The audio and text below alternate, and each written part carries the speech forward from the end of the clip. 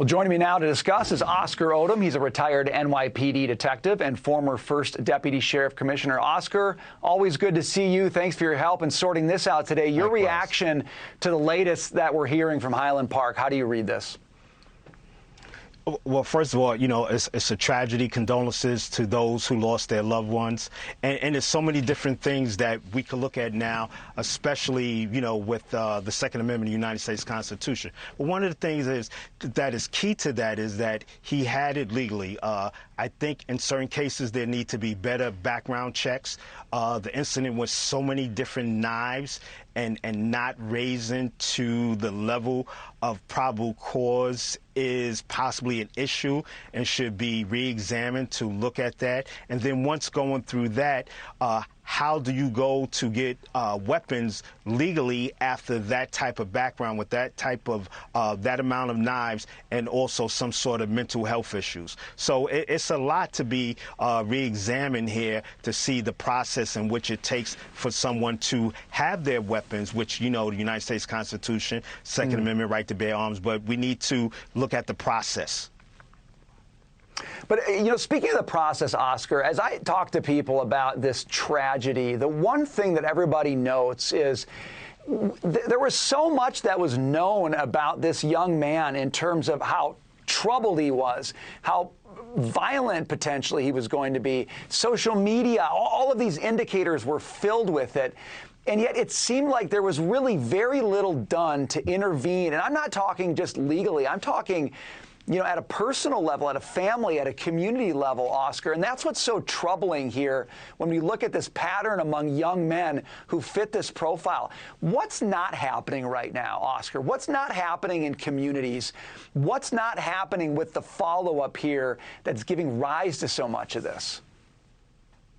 Well, of course, we would hope that there would be more family involvement here, more community involvement, and also when there's any sort of mental health issues, we need to sound the alarm and to be able to provide any type of services necessary to deal with that. And then also, once something like that happens, we need to have a pause and a deep investigation on whether or not to give someone a weapon once these many red flags are being raised, and some sort of help needed to be given to this person. You know, once all those bells and whistles was going, automatically there should have been some sort of help to help him, and also there should have been some belt and suspenders type approach to make sure that he did not receive weapons.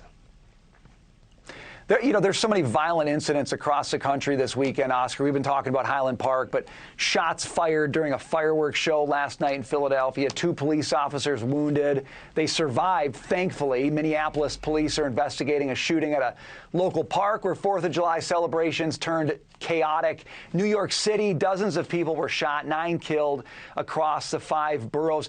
We've been talking about this, Oscar, for so long. We've been talking about these cities, policing in these cities, and yet it seems like there is almost no progress happening when it comes to violent crime. Is that true? I mean, have we really gotten nowhere in all this time we've been talking about the rise in crime? Tell us what's going on here. Well, I think there have been some steps made in some cities. However, once again, I think part of the issue is the bail process.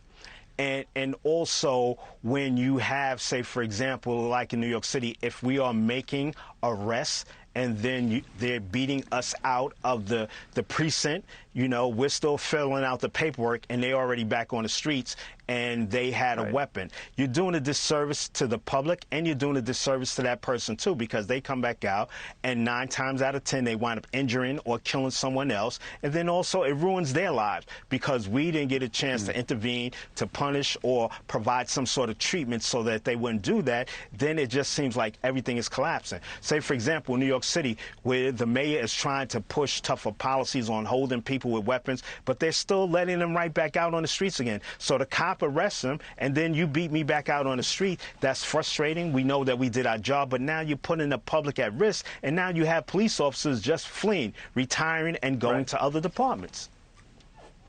That's exactly it. They're retiring at shocking numbers, and it's not surprising when you work that hard, when you go after a crime and they just end up right back on the street. What do you do as a police officer? Do you really want to do that job? Can you really provide the kind of effort and the kind of commitment that these cities need? We got to leave it there, Oscar. Always appreciate your perspective. Thanks for being with us.